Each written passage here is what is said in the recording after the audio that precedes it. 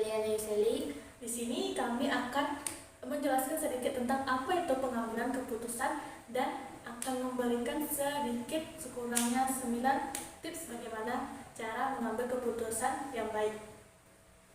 Jadi di sini guys, kami sedikit ingin berbincang dengan Liana. Keputusan apa sih yang kamu sulit untuk ambil selama hidup kamu? Mungkin kesulitan yang pernah saya alami sebelumnya itu keputusan untuk memilih kerja atau kuliah pada saat waktu SMA. Ini ya sedikit cerita. Di sini orang tua saya memberikan pilihan untuk melanjutkan pendidikan, di mana pendidikan itu harus didahulukan dibanding pekerjaan. Karena seperti yang dapat kita lihat yang kita rasakan pada saat ini, perusahaan-perusahaan lebih mengutamakan lulusan S1 atau fresh graduate. Terus guys, maka itu selama hidup kita itu pasti ada satu hal yang membuat kita sulit banget untuk mengambil keputusan seperti teman kita tadi. Nah, mungkin sering sekali kan dalam hidup kita ini dalam mengambil keputusan itu kita pasti mikir panjang banget apa sih yang mau kita ambil dalam keputusan ini kan. Jadi dalam memutusin suatu hal itu, apalagi kalau menyangkut hal yang kita anggap penting, tapi ternyata guys, tanpa kita sadari dalam setiap hari itu ada 35.000 keputusan loh yang harus kita pikirin gitu guys.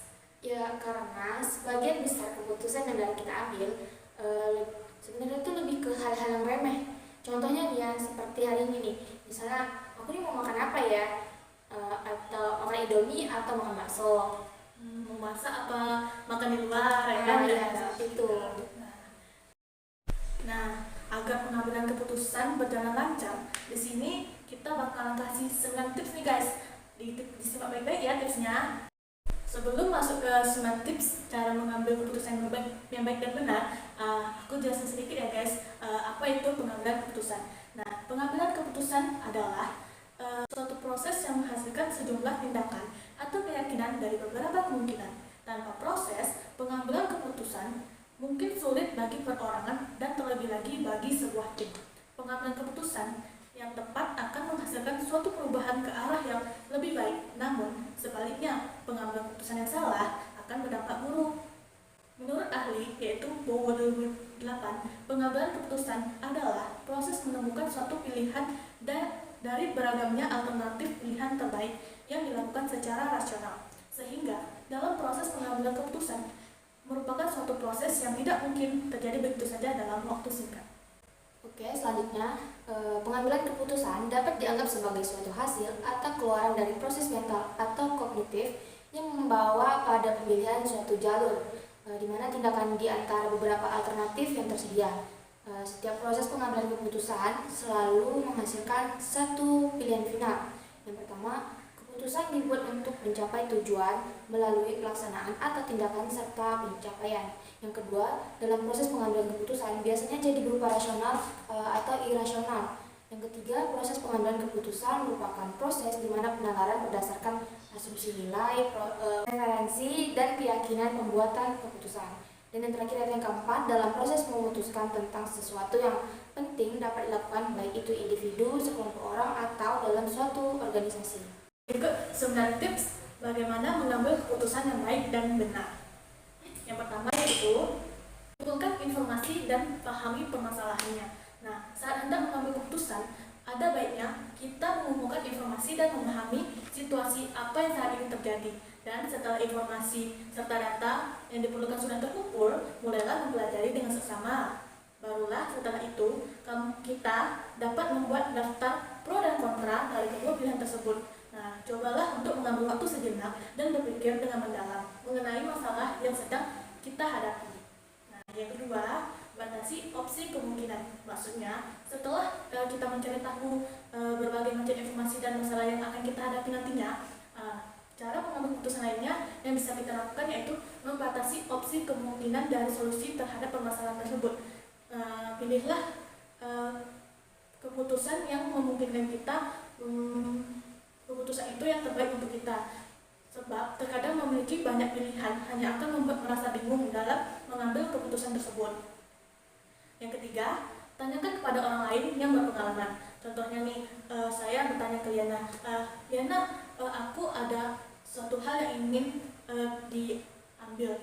Bolehkah kamu memberikan pendapat ke saya bagaimana cara yang baik dan efektif untuk cara mengambil keputusan yang terbaik menurut kamu. Nah gitu ya guys. Setelah mengidentifikasi dan menganalisis masalah yang akan kita hadapi, tapi kamu bisa menanyakan sama orang yang sudah berpengalaman juga. Pengalaman yang mereka miliki mungkin dapat membantu kita berpikir dan mengambil keputusan tersebut.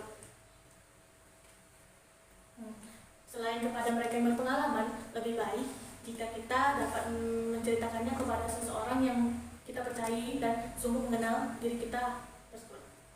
Nah, yang keempat, ingat lagi target yang ingin kita capai. Setiap orang pasti memiliki targetnya masing-masing. Apakah ingin menjadi direktur, guru, polisi, atau dokter, ataukah ingin memiliki bisnis yang sukses. Mengetahui atau mengingat kembali target kita akan membantu kita dalam mengambil keputusan di masa sekarang.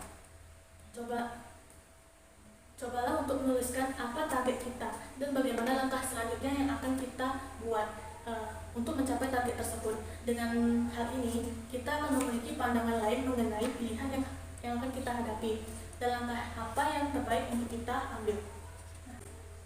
Oke, selanjutnya yaitu bayangkan apa yang akan terjadi. Setelah kamu membayangkan dan mengetahui apa goals yang ingin kamu tuju, ya, cobalah untuk membayangkan bagaimana masa depanmu ketika kamu memiliki untuk mengambil keputusan tersebut.